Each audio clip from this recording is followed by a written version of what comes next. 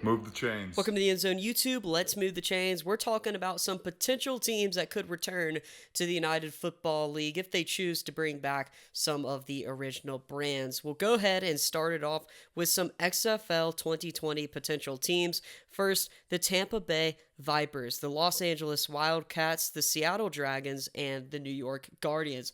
All would be great potential additions to the league. I think that a West Coast presence is needed, so having either Seattle or Los Angeles would be a no-brainer. And then New York would be a very, very big market to have in terms of television. Tampa's the one that struggled the most in XFL 2020 in terms of attendance, so maybe returning there might be a little bit more difficult. Okay, moving on to the next iteration of the XFL. We have the Orlando Guardians and the Vegas Vipers. Two teams that were obvious ones on the cutting block for the merger. First, Vegas.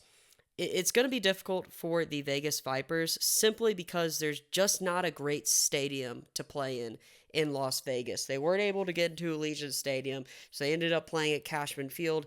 It didn't work out. Orlando, also another team that struggled over in Florida.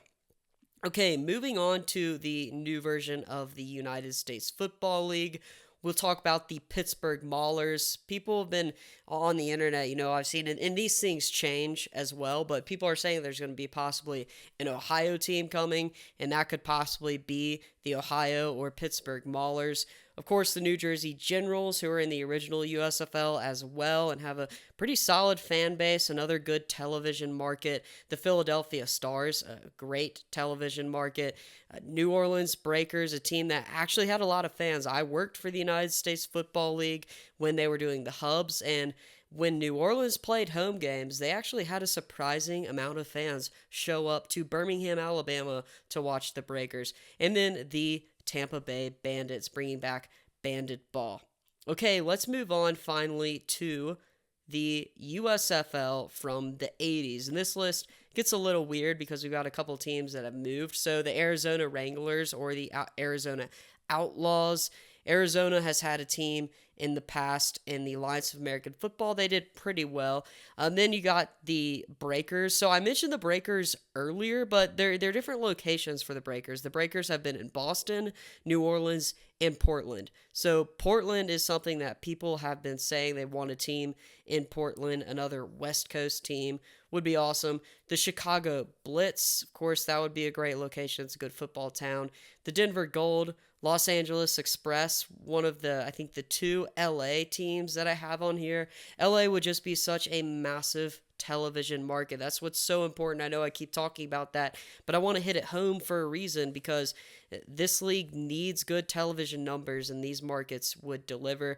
New Jersey Generals, we've already covered. The Oakland Invaders, a team where, you could take advantage of a city that wants their team back in the Raiders, and it could be a St. Louis Battlehawks situation. So keep an eye out for Oakland there. The Philadelphia or Baltimore Stars. So we talked about Philadelphia in the last one, but Baltimore maybe could get a team. The Tampa Bay Bandits, we've also talked about. The Orlando Renegades, another Florida possibility. The Houston Gamblers haven't been on either of these slides because the Gamblers were taken in as the Roughnecks. The Jacksonville Bulls, the Oklahoma Outlaws, the Pittsburgh Maulers, which we've mentioned before, are also in the USFL.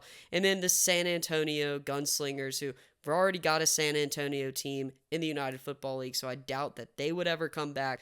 But these are some of the logos of the teams I thought from the USFL would have the biggest likelihood in USFL from the 80s, the first iteration of the league. So I'd really love to know that your opinions. This was kind of just looking at some of the possibilities of teams and cities that could be brought back that already have brands. And I think that would be a no-brainer, especially if you're trying to save money as a league in terms of marketing. You've already got the logos.